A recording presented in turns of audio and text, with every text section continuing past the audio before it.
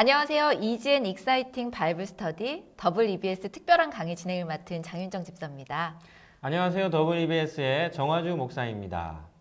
네, EBS 특별한 강의 두 번째 시간입니다. 오늘 강의 주제는 성경은 성경으로라는 성경 해석 방법입니다. 오늘 특별한 강의 주제도 아주 중요하게 보이는데요. 네, 오늘 강의를 시작하면서 집사님께 한 가지 질문을 하겠습니다. 성경을 이해하는 데 있어서 성경 해석 방법이 왜 필요할까요? 글쎄요, 좀 어렵게 느껴집니다. 왜 필요하죠? 성경은 남녀노소를 불문하고 누구나 읽고 묵상하도록 기록된 책입니다. 그러나 성경을 해석하는 문제에 있어서는 주의를 기울여야 합니다. 네. 일반적으로 목사가 되기 위해서는 소속된 교단 신학대학원을 졸업해야 합니다. 신학대학원을 공부하는 목표 중에 하나가 설교를 위한 것입니다. 설교는 성경을 해석해서 성도들에게 적용점을 제시하는 말씀을 전하는 것이 설교죠. 네. 성경을 해석하기 위해서 신학을 공부해야 하는 이유는 성경이 신학적으로 기록되었기 때문입니다. 여기서 신학적이라는 말은 하나님께서 성경을 특별한 목적을 가지고 기록하셨다는 뜻입니다. 따라서 성경을 해석하기 위해서는 하나님께서 성경을 기록하신 목적을 알고 있어야 합니다. 성경은 믿음을 가지고 읽는데도 쉽게 읽혀지지 않는 경우가 많습니다. 그러나 너무 염려할 필요는 없습니다. 성경을 바르게 해석하는 신학자들과 목회자들이 많이 있기에 바른 안내자를 만나면 됩니다.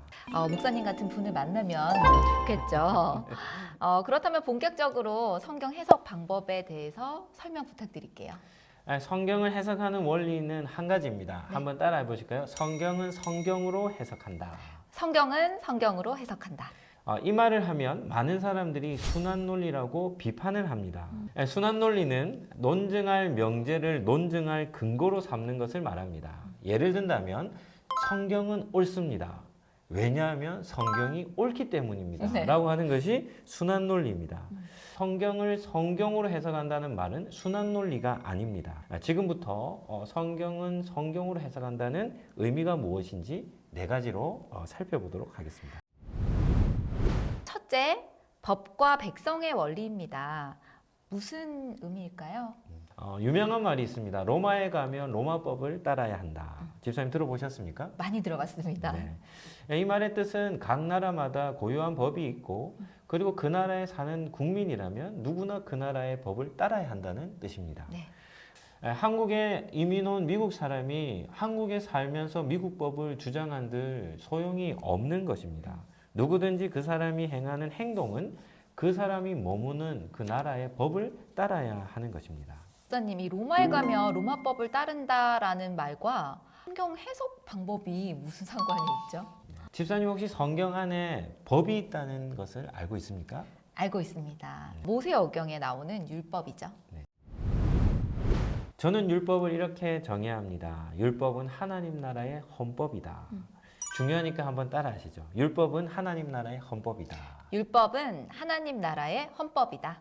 율법에 관해서 한 가지 기억할 것이 있습니다. 그것은 하나님께서 율법을 주신 때입니다. 네. 언제 하나님께서 율법을 주셨을까요? 모세가 시내산에 올라갔을 때 아닌가요? 네, 맞습니다. 하나님은 이스라엘 백성을 구원하시고 가나안 땅으로 바로 들이시지 않으시고 이 시내산으로 이끄셨습니다. 그리고 그곳에서 아주 중요한 의식을 하나 치르셨는데 그것이 바로 이스라엘 백성과 언약을 맺으신 겁니다. 하나님께서 공식적으로 이스라엘의 왕이 되시고 이스라엘은 하나님의 백성이 된 겁니다. 네.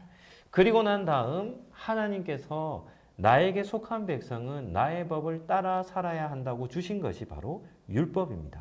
하나님 나라의 백성은 하나님 나라의 헌법인 율법을 지켜야 합니다. 이것은 모든 사람들이 다 인정하는 상식입니다. 이제부터가 중요합니다. 네. 성경을 둘로 나눈다면 어떻게 나눌 수 있을까요? 너무 쉽죠. 구약과 신약입니다. 네, 훌륭한 대답입니다. 하지만 법과 관련돼서 둘로 나누라고 한다면 율법과 이스라엘 백성으로 나눌 수 있습니다. 네. 이스라엘은 하나님을 왕으로 모신 백성이기에 하나님 나라의 헌법인 율법을 따라 살아야 했죠. 따라서 모세오경이라고 불리는 이 율법은 이스라엘의 전 역사를 평가하는 기준이 되는 겁니다. 네. 예를 든다면 다윗 왕이 무리아의 아내 바세바를 범했어요. 네. 그러면 그 사건을 어떻게 해석해야 될까요? 율법으로 해석을 하는 것입니다. 그래서 성경은 성경으로 해석한다라는 이 첫 번째 의미가 바로 율법과 이스라엘의 백성의 관계로 이해할 수 있는 겁니다. 네, 목사님의 설명을 들으니까 율법이 정말 중요하구나라는 생각이 듭니다. 율법을 지켜야 한다는 구약적 표현을 신약으로 표현하면 하나님의 말씀을 따라 살아야 한다는 표현입니다. 네. 성도는 하나님께 속해 있는 백성이기 때문에 하나님의 법인 하나님의 말씀을 따라 순종해야 하는 것입니다. 자, 그럼 두 번째 원리 한번 배워보도록 하겠습니다. 예언과 성취의 원리네요. 우리가 가진 성경은 구약과 신약으로 되어 있습니다. 구약은 옛 언약이라고 하고 신약은 새 언약이라고 합니다. 네. 구약에는 하나님의 약속의 메시지, 다시 말하면 예언으로 가득 차 있습니다. 창세기 3장 15절로부터 시작해서 말라기 4장 6절까지 장차 오실 메시아에 대한 말씀이 309절이 넘습니다. 와. 그런데 이 모든 예언이 예수님의 사역을 통해 다 성취가 된 겁니다. 네. 예수님께서 행하셨던 모든 사역은 구약의 예언을 성취하기 위함이었습니다. 예언과 성취의 원리를 근거로 성경을 정의한다면 성경은 짝 맞추기 퍼즐과 같습니다. 성경에는 짝을 이루는 요소들이 너무 많습니다. 예를 든다면 예수님께서 십자가 지시기 위해 예루살렘에 입성하실 때 어린 나귀를 타고 입성하셨습니다. 네. 이유가 무엇이겠습니까? 스가랴 9장 9절에 예언이 되어 있는 겁니다. 예수님께서 이 유대 종교 지도자들과 빌라도 총독 앞에서 신문을 받으실 때 대답하지 않으셨습니다. 네. 왜 그런가 하면 이사야 53장 7절에 예언되어져 있었던 겁니다. 그래서 예수님의 이례적인 행동은 다 구약의 예언을 성취하시는 것입니다. 따라서 성경은 예언과 성취라는 구조로 되어 있기 때문에 성경은 성경으로 해석하는 겁니다. 와, 정말 그렇게 짝이 딱딱 맞아 떨어지는 게 신기하고 놀랍습니다. 이 성경이 예언과 성취로 된 책이라는 말씀을 들으니까 예수님께서 칼을 빼든 베드로에게 하셨던 말씀이 생각납니다. 내가 만일 그렇게 하면 이런 일이 있으리라 한 성경이 어떻게 이루어지겠느냐. 마태복음 26장 54절 말씀. 네, 예수님께서 대적들에게 넘겨주신 것도 구약의 예언을 성취하기 위함이었네요. 네, 성경이 짝 맞추기 퍼즐 책이라는 말 정말 신선하고 재밌습니다. 네, 다음 세 번째 원리입니다. 타락과 회복의 원리입니다. 어떤 원리인가요? 성도라면 누구나 세상을 볼 때 기독교적인 관점, 성경적 관점으로 보아야 합니다. 기독교 세계관이라는 말은 창조와 타락과 구속의 관점으로 세상을 이해하는 것입니다. 우리가 잘 알다시피 하나님이 세상을 창조하셨을 때는 선한 창조였습니다. 네. 그런데 뱀의 유혹으로 아담과 하와가 죄를 범하게 되고 하나님과의 관계가 완전히 깨어져 버려 영원한 죽음에 이르게 되었습니다. 그러나 하나님은 여자의 후손으로 메시아를 약속하셨고 예수님께서 이 땅에 오셔서 십자가를 지심으로 우리 모든 믿는 자들에게는 구원의 은혜를 베풀어 주신 것이죠. 네. 이것이 바로 기독교가 전하는 복음입니다. 그러나 이 복음은 타락한 세상과 사람을 이해하는 그런 중요한 관점입니다. 기독교 복음은 타락과 회복이라는 두 키워드로 되어 있습니다. 이 두 키워드는 성경 전체를 기록하는 원리입니다. 예를 들어 본다면 구약의 제사장과 제사제도 네. 뭐 때문에 주셨겠습니까? 이스라엘 백성들이 죄를 지었을 때 회복의 원리로 주신 겁니다. 사사시대에 보면 사사들이 등장하는데 이스라엘 백성들이 하나님 앞에 죄를 지어 이방 우상들을 섬기는 하나님 앞에서 멀리 떠난 그들을 다시금 하나님은 회복시키신 것이죠. 네. 또 선지자들이 많이 등장합니다. 선지자들도 동일합니다. 이스라엘 백성들이 우상 숭배하며 하나님을 떠났을 때 하나님은 선지자들을 통하여서 회복시키신 겁니다. 네. 신약으로 넘어오면 예수님께서도 동일합니다. 하나님을 떠난 많은 하나님의 선택받은 자들을 다시금 회복시키고자 네. 하나님께서 예수님을 보내어 주신 것이죠. 집사님, 왜 성경 전체의 메시지가 타락과 회복일까요? 인류의 역사가 타락한 역사이기 때문이 아닐까요? 이 사람들이 계속해서 죄를 짓게 깨닫게 되고 또 하나님은 다양한 방법을 통해서 자가 또 죄에서 돌이키길 말씀하셨던 것 같습니다. 그러고 보니 구약의 이스라엘 역사가 끊임없는 죄의 반복이었던 것 같네요. 네. 네, 정확한 대답입니다. 이스라엘 역사는 지속적으로 죄를 반복한 역사죠. 네. 그런데 하나님은 그런 이스라엘 백성들을 제사와 제사장 제도, 그리고 사사 제도, 그리고 선지자 제도 이런 다양한 방법들을 통해 이스라엘과의 관계를 회복시키고자 하셨던 것입니다. 네. 성경 기록의 원리로서 타락과 회복이라는 주제를 보며 무엇을 깨달을 수 있을까요? 마치 부모의 심정이 이와 같지 않을까 싶습니다.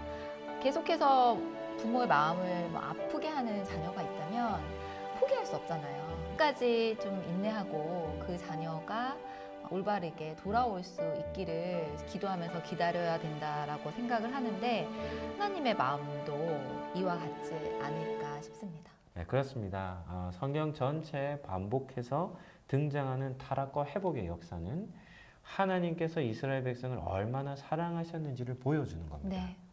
또 모든 성도가 살아가는 실제적인 삶의 문제 역시도 타락과 회복의 과정입니다. 우리의 이거는 실존의 문제인 것이죠. 그리고 우리와 늘 함께 인격적인 관계를 맺고자 하시는 하나님의 마음도 깨달을 수 있습니다. 네. 탕자의 비유가 바로 구약의 이스라엘 백성의 모습이자 신약 시대를 살아가는 성도의 모습입니다. 따라서 타락과 회복 역시도 성경 기록의 원리이기 때문에 성경을 성경으로 해석하는 중요한 방법이 됩니다. 이렇게 성경 해석하는 방법을 공부하면서 또 다시 하나님의 크신 사랑을 깨닫게 됩니다. 우리 자신을 볼 때마다 때로는 또 좌절하고 실망할 수밖에 없지만 하나님은 우리를 끝까지 기다려주시고 포기하지 않으시니까 더욱 이 땅에서 살아갈 소망을 얻지 않나 싶습니다.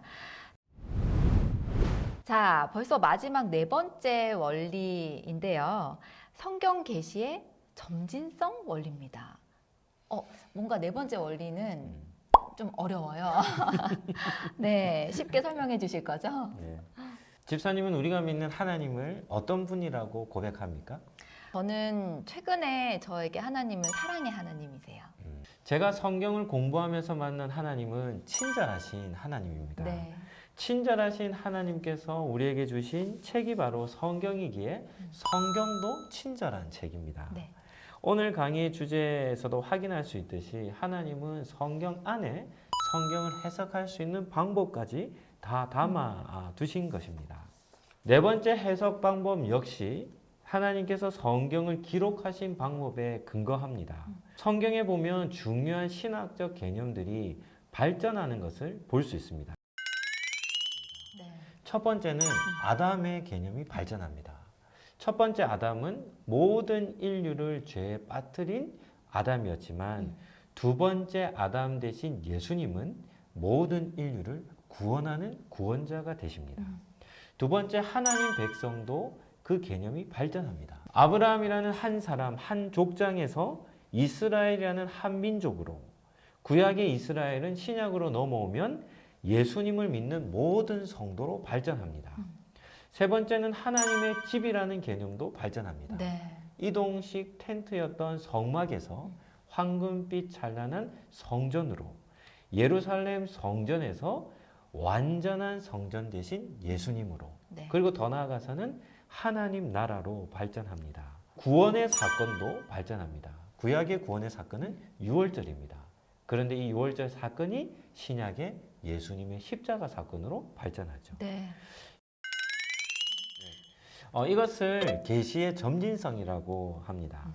하나님은 한 번에 완전한 계시를 주시지 않고 네. 이전에 주셨던 계시를 근거로 조금 더 발전적 계시 그리고 조금 더 완전한 계시를 순차적으로 주신 것이죠. 네. 마치 부모가 자녀를 가르칠 때 가장 쉬운 것부터 시작해서 조금씩 어려운 것을 가르치듯이 하나님도 동일한 방법으로 계시를 알려주신 것입니다. 그래서 제가 하나님을 친절하시다라고 네. 고백하는 것이죠.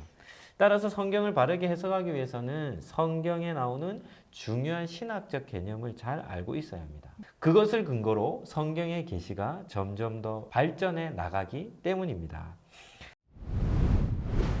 목사님, 이 WBS 두 번째 특별한 강의 주제가 성경 해석 방법이어서 처음엔 전 걱정을 좀 했어요.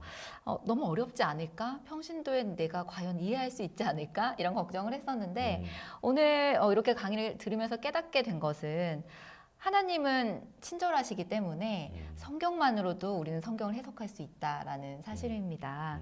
목사님의 설명을 다 이해하지 못한다 하더라도 또 성경이 어떤 책이고 어떻게 기록되었는지 또 이러한 성경을 우리에게 선물로 주신 하나님께 더 감사한 마음이 생기네요. 네. 지금껏 성경 강의를 많이 했습니다. 네. 여러 사람들 앞에 했는데 집사님은 정리를 참 잘하시는 것 같습니다.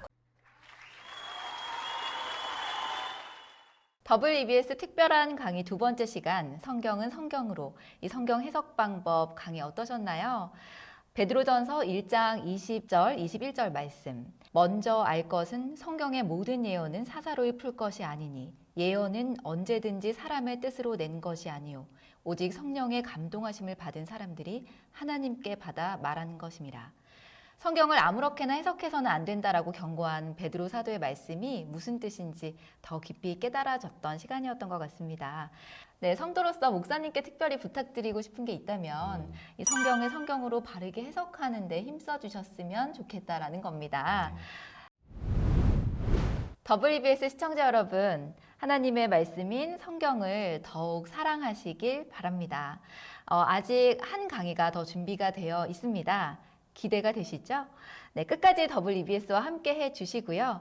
저희는 다음 시간에 다시 찾아뵙겠습니다. 안녕히 계십시오.